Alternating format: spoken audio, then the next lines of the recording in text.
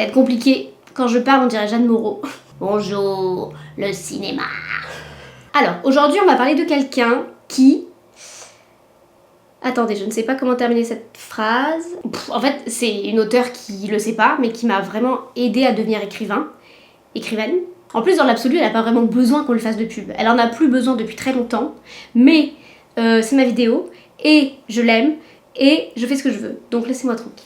Et que ne durent que les moments doux de Virginie Grimaldi. Bah oui, hein, Jeanne Moreau revient. Oui, Madame Royale, oui. Bon, alors déjà, on va mettre les choses au clair tout de suite. J'aime tous ces romans. Alors, je peux pas dire que je suis fan, parce que j'aime pas ce mot. Ça fait un peu...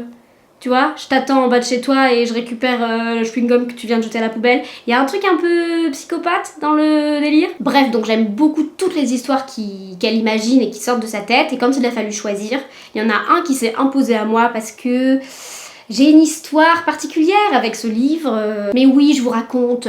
Enfin, d'abord, je fais le résumé, après, je vous raconte. En fait, on suit deux histoires en parallèle. D'abord, on a Élise. Élise, c'est une maman qui doit affronter le départ de ses enfants.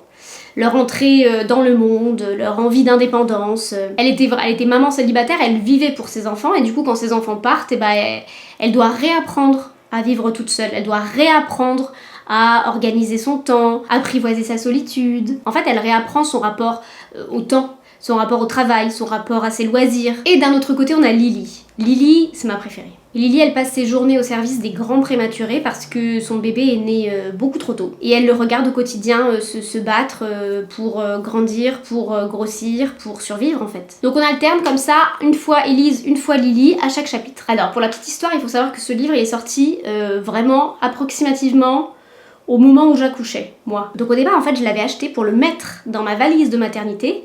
Et vous voyez, voilà, le sortir tranquille entre deux contractions.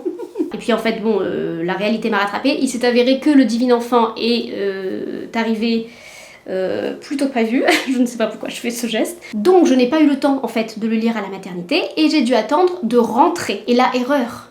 Grosse erreur parce que t'as pas dormi depuis une semaine, ton corps est saturé d'hormones, tu pleures pour tout et n'importe quoi, tu pleures devant les pubs Intermarché. En même temps, elles sont bien les pubs Intermarché. Si, celle du vieux avec la sauce tomate, ou celui du maître d'école qui s'en va avec tous les élèves qui l'accueillent et qui lui font un repas et tout.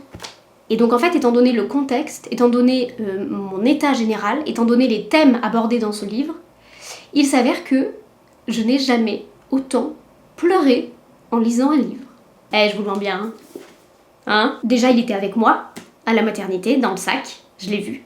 À chaque fois que je devais changer mon enfant, à chaque fois que je devais lui trouver un nouveau body taille 0, à chaque fois que, il était là. Et il était là après, dans mes premiers pas de maman. Il m'a accompagnée pendant que j'apprenais à devenir maman, en fait. Vous avez vu, je le caresse comme si c'était un petit chat. Donc j'aurais toujours une tendresse particulière pour lui. Donc sans grande surprise, il m'a bouleversée.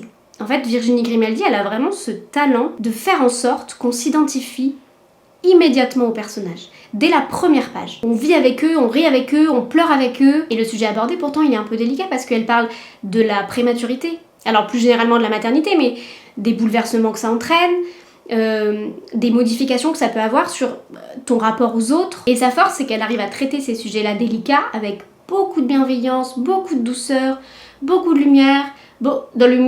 Pourquoi je parle comme Valérie Lemercier là pas avec votre poncho, monsieur Oui. Ce livre, il parle aussi de comment on fait pour apprivoiser le vide qu'ont laissé nos enfants quand ils partent et de pourquoi, en fait, on n'arrête jamais vraiment d'être une maman. Bon, après tout ça, là, tous ces thèmes-là, ils sont vraiment traités à la sauce Grimaldi. C'est-à-dire qu'ils sont vraiment... la sauce Grimaldi. Ça existe, la sauce Grimaldi? Si, il y a une sauce qui s'appelle la sauce Grimaldi. Ah non, c'est la sauce Gribiche. Ça a l'air dégueulasse, hein. Et donc, comme d'habitude avec Virginie Grimaldi, on est vraiment emporté par son écriture, par son style très marqué, par ses touches d'humour, par sa plume à la fois émouvante et... voyez, bondissante. Et que ne durent que les moments doux, vraiment énorme claque, gros coup au cœur, grande virtuose des mots.